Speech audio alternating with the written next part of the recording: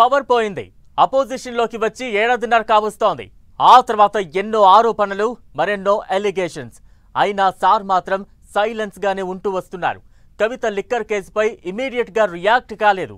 కేటీఆర్ ఈ car race case విచారణ ఎదుర్కొంటున్నా అస్సలు స్పందించలేదు. తనకు కాళేశ్వరం కమిషన్ నోటీసులు ఇచ్చినా మాట్లాడలేదు. ఇప్పుడు కూతురు రాసిన లేఖతో గాయగత్తరలేస్తున్నా నో రియాక్షన్ అంటున్నారు గులాబీ బాస్.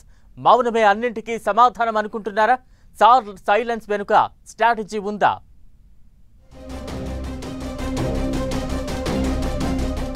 కవిత లెటర్ ఇష్యూతో బీఆర్ఎస్ లో దుమారం. బీఆర్ఎస్ లో అంత జరుగుతున్న నోరు మెదపని కేసీఆర్.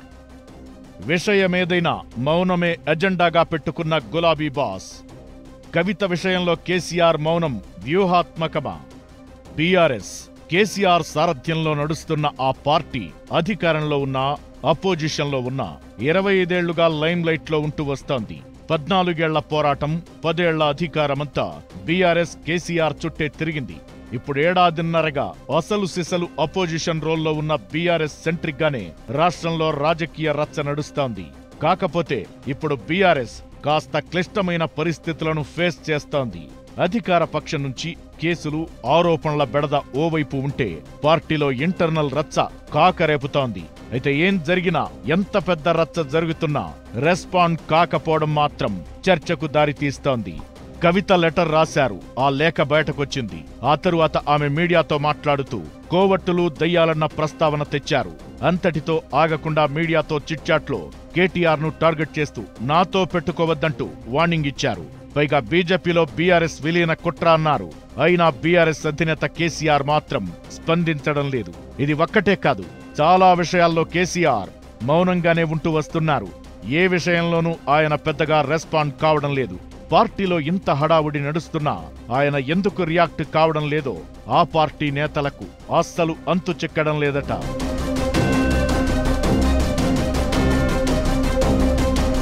కూతురు కవిత లిక్కర్ కేసులో విచారణ ఎదుర్కోవడం, తీహార్ జైలుకు వెళ్లి రావడం జరిగినా కేసీఆర్ పెద్దగా స్పందించలేదు.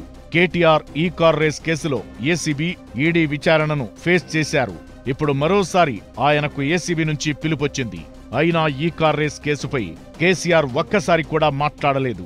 ఇక కాళేశ్వరం కమిషన్ ఏకంగా కేసీఆర్కే నోటీసులు జారీ చేసింది. జూన్ 5న వ్యక్తిగతంగా విచారణకు హాజరు కావాలని జస్టిస్ పీసీ ఘోష్ కమిషన్ నోటీసులో పేర్కొంది. ఎప్పట్లాగే కాళేశ్వరం కమిషన్ నోటీసులు, విచారణపై కూడా కనీసం ఒక్క మాట కూడా మాట్లాడలేదు కేసీఆర్.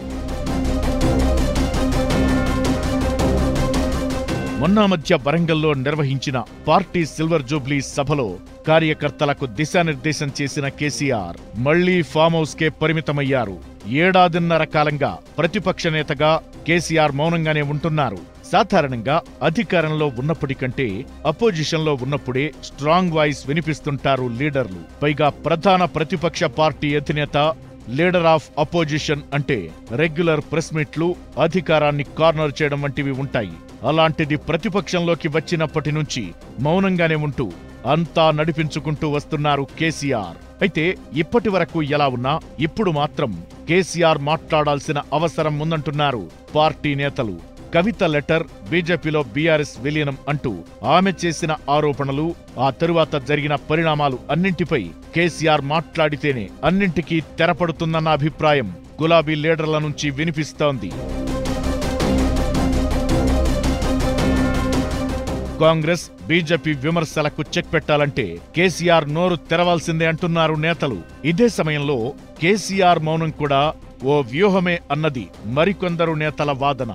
మరోవైపు కేసీఆర్ సైలెన్స్ గా ఉండటం బీఆర్ఎస్ కు లాభమా నష్టమా అనే దానిపై పార్టీలో ఒక్కొక్కరు ఒక్కో ఒపీనియన్ వ్యక్తం చేస్తున్నారట.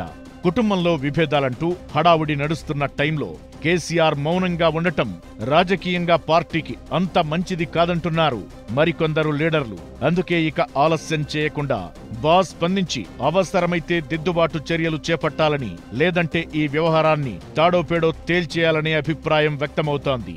లేదంటే అధికార కాంగ్రెస్ తో పాటు బీజేపీకి ఈ వ్యవహారం అస్త్రంగా మారుతుందని, అది బీఆర్ఎస్ కు నష్టం చేస్తుందని పార్టీ నేతలు ఆందోళన వ్యక్తం చేస్తున్నారట.